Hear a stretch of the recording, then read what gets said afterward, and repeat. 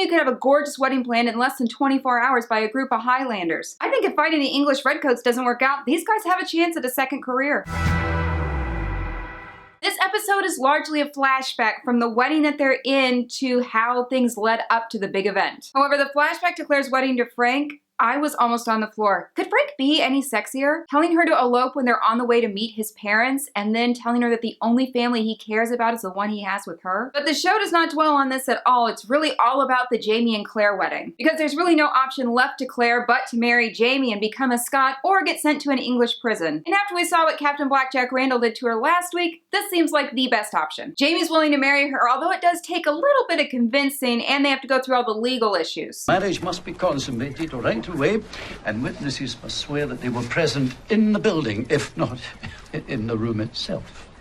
Oh, a group of men listening to your wedding night. That sounds fun. Jamie does sign on to marry Claire, but he has 3 conditions before he'll actually do it. One of which is they have to get married in a church. And this is one of my favorite scenes because Dougal and a guy from town actually draw swords on the priest. But they never really come to blows. It's like they have a Bible verse off. Ultimately, the priest is convinced. And while Dougal got the priest together, the other guys pitched in to make this wedding day happen. And Ned Gowan was sent to get her a dress. Where do you find a dress in a tiny village? Oh, I know. The whorehouse. But as the women are showing Ned their wares, the madam comes in and she has a gorgeous dress for sale. Ned easily agrees, pays the shilling, but then the ladies see his wallet out. Hey, they gotta make a buck. Coming up with only 5 standout moments for this episode was difficult, but somehow I persevered. 1. Jamie and Claire talking right after the wedding upstairs in their room. They both seemed so skittish and nervous, it was just super awkward. I was kind of cringing inside. But after a few minutes, Claire gets up and goes over to sit on the bed next to Jamie, and they start to hold hands and get close to kissing.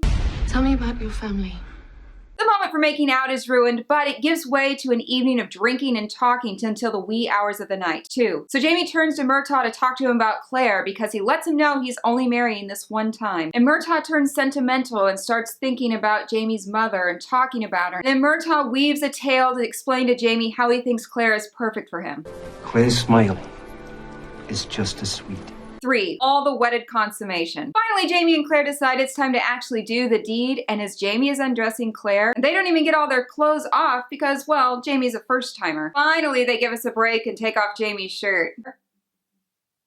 These two are obviously sexually compatible, and Claire teaches Jamie a thing or two. A word about wedding night sex. Stars is equal opportunity when it comes to nipples and backsides. The super private parts remain private. 4. Would anyone out there actually walk downstairs in a hotel with nothing but a blanket on? While she's down there getting a snack, Dougal comes in, and he lets her know that she's now safe from Captain Blackjack Randall because he went and delivered the news that she is now a Scot. She's extra grateful, but then Dougal crosses a line and offers to give her some extra fun happy time with himself, just in case Jamie isn't doing it for her. She tells him she's Jamie's wife, and he gets kind of annoyed. Thankfully, Rupert comes in and interrupts the whole exchange. I think maybe Dougal should have been with Ned at that den of iniquity. 5. Claire's sitting on a bench, and Jamie goes over to his sporran and gets out a big string of pearls and just drapes it over her naked chest. He then tells her that the pearls were his mother's and now they're his wife's. The two then have a discussion about their wedding day, which Claire admits she doesn't really remember because, well, she was super hungover. And then Jamie tells her he would never forget a moment of it and goes into the most flowery and gorgeous description of the day. In case you're wondering, this is why women the world around love the character of Jamie. The episode ends with a seemingly satisfied Claire, but then she finds her wedding ring from Frank. It almost rolls through the floorboards and she goes over and picks it up and puts it on. And then we see her kind of panic. She's married to 2 men. What is she gonna do? And they leave us like that. Let me know what you thought about this episode in the comments below. And while you're here, go ahead and subscribe to Paste so you don't miss a thing.